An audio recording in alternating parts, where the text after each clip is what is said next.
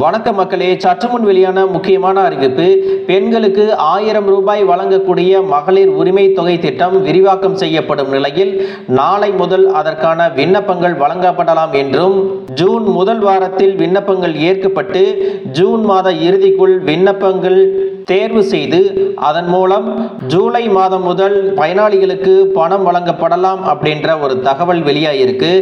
இதை பற்றிய கூடுதல் விவரங்களை தெரிஞ்சுக்க இந்த வீடியோவை ஸ்கிப் பண்ணாம கடைசி வரைக்கும் பாருங்க.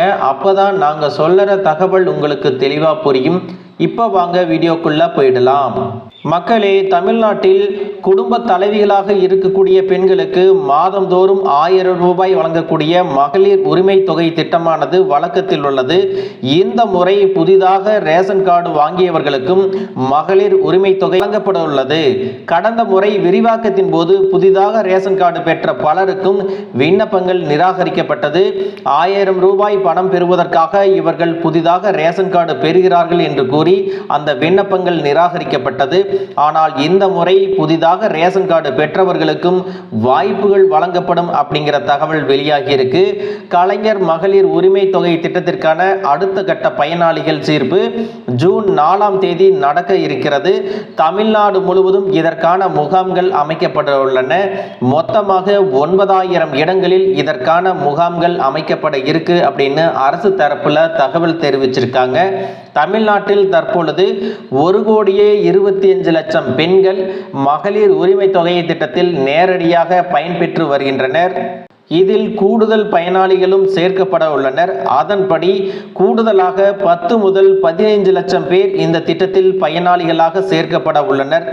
இப்போது என்ன விதிகள் இதற்கு பின்பற்ற போறாங்க அப்படின்னு பார்த்தீங்கன்னா, இந்த மகளிர் உரிமை தொகை திட்டத்தில் குடும்ப தலைவி அல்லாதவர்களுக்கும் பணம் கிடைக்கும்.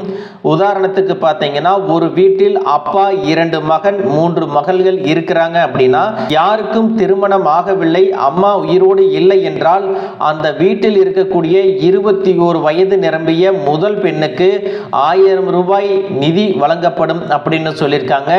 அவர்கள் குடும்ப தலைவி இல்லை என்றாலும் மகளிர் உரிமை தொகை பெறுவதற்கு தகுதியானவர் அப்படின்னு தமிழக அரசு அறிவிச்சிருக்கிறாங்க.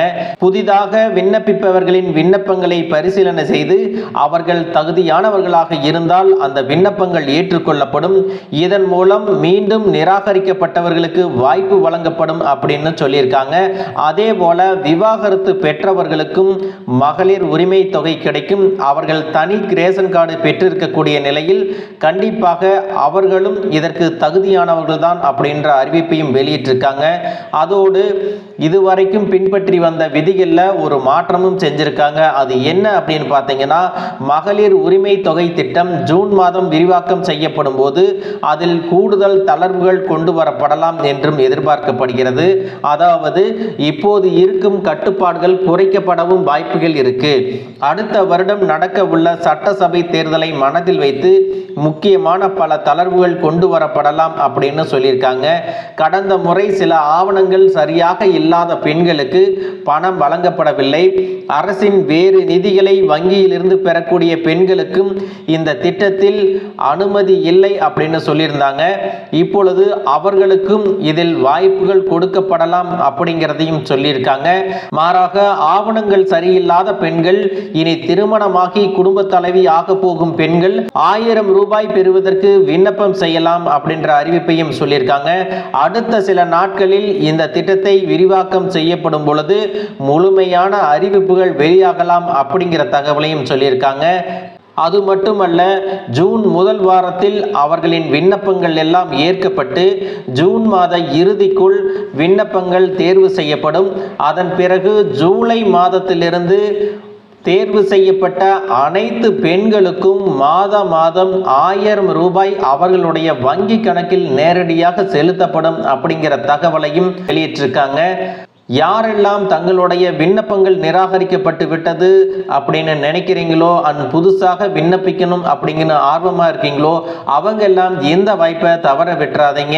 உங்க ஊர்ல நடக்கக்கூடிய முகாம்ல கலந்துக்கிட்டு அதற்கான ஆவணங்களை கொடுத்து நீங்க விண்ணப்பிச்சீங்க அப்படின்னா உங்களுக்கும் மாதம் 1000 ரூபாய் கிடைக்கும். மக்களே, இந்த தகவல் உங்களுக்கு ரொம்பவே பயனுள்ளதா இருந்திருக்கும் அப்படின்னு நினைக்கிறேன். இது போன்ற அரசு அறிவிக்கிற அனைத்து உண்மை அப்டேட்டுகளையும் தெரிஞ்சுக்க நம்ம சேனலை சப்ஸ்கிரைப் பண்ணுங்க. வீடியோ பிடிச்சிருந்தா ஒரு லைக் பட்டனையும் தட்டி விட்டுருங்க. தேங்க்யூ ஃபார் வாட்சிங்.